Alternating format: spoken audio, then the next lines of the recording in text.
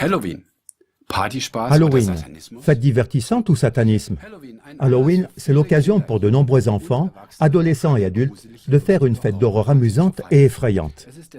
C'est le jour où les enfants vont dans les rues en imitant des esprits méchants et demandant des sucreries à la porte des maisons en disant des phrases telles que « des bonbons ou un mauvais sort ». Si quelqu'un ne donne pas ce qui est demandé, il doit s'attendre à des méchancetés ou même du vandalisme.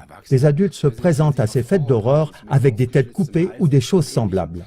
Et dans les magasins, on peut acheter de nombreuses farces de fêtes comme par exemple du cerveau en amuse-gueule pour zombies et du sang liquide. Lors de ces fêtes d'horreur, on peut manger des saucissons en forme de doigts coupés et faire l'expérience de pratiques occultes comme l'interrogation d'oracle, le tarot ou le pendule, qui sont toujours plus demandés.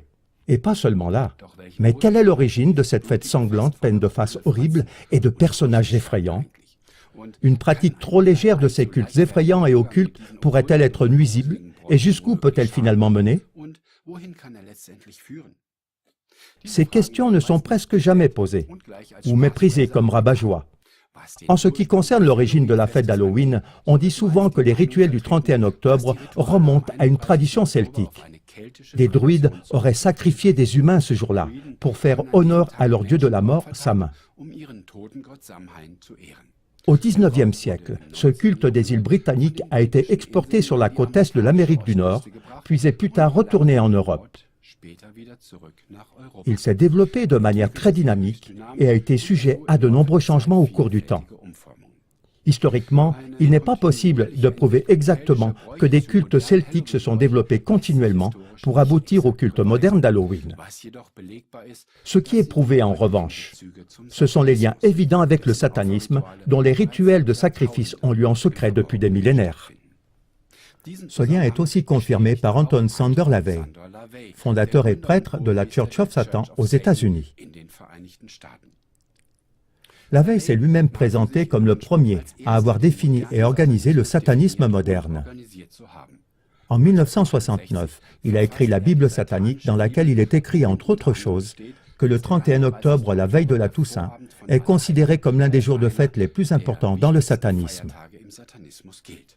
Le chercheur en occultisme Jack Roper constate « Le moment de l'année où ont lieu le plus grand nombre de crimes rituels sataniques et occultes, c'est Halloween. » Une des personnes qui, par expérience personnelle, connaît la réalité de la magie noire, de la sorcellerie et du satanisme, ainsi que le culte d'Halloween et ses répercussions, c'est John Ramirez. Ramirez a grandi dans le quartier du Bronx à New York, dans une famille de satanistes. Voyez à ce sujet notre émission en langue allemande, Échappé de l'enfer, John Ramirez ex-sataniste. Aujourd'hui, il met expressément en garde contre Halloween.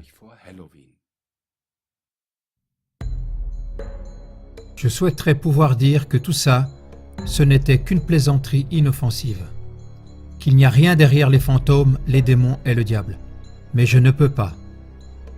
J'ai eu des expériences avec des forces obscures contre lesquelles je dois mettre en garde. C'est pour ça que je ne peux pas faire comme si Halloween était une fête inoffensive qui donne le frisson. Beaucoup de gens ne croient pas que le diable existe vraiment. Et malheureusement, j'ai eu d'autres expériences. Satan est réel et son pouvoir est destructeur.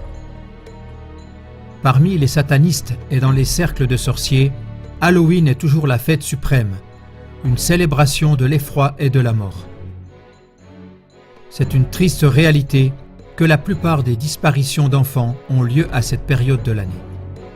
Et pourtant, tout le monde prétend qu'Halloween est une fête de déguisement inoffensive et amusante. Le diable aime Halloween. Je le savais très bien. Car ce jour-là, les gens se tournent naïvement vers lui sans réfléchir. Il s'ouvre de façon ludique aux esprits et aux démons. Mais on ne peut pas jouer avec les puissances obscures. Croyez-moi, en tant que prêtre vaudou, Halloween était un point culminant spirituel et j'y participais pleinement.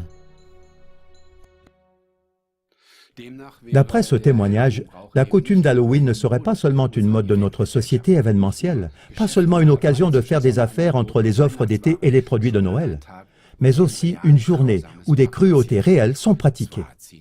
Certes, À Halloween, les enfants se promènent dans les rues sans méfiance, déguisés en démons, et les jeunes font leurs premières expériences avec les pratiques occultes, telles qu'entrer en communication avec des esprits. Avec des fêtes sanguinaires, même des adultes s'approchent candidement des puissances obscures.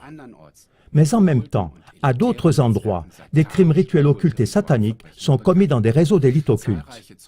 De nombreux témoignages de victimes et de personnes ayant quitté ces cercles, comme le banquier hollandais Ronald Bernhard, confirment la pratique de la violence rituelle, de la torture humaine, des meurtres d'enfants et du cannibalisme. À chacun maintenant de décider par lui-même s'il souhaite continuer à croire qu'Halloween est complètement inoffensif ou pas.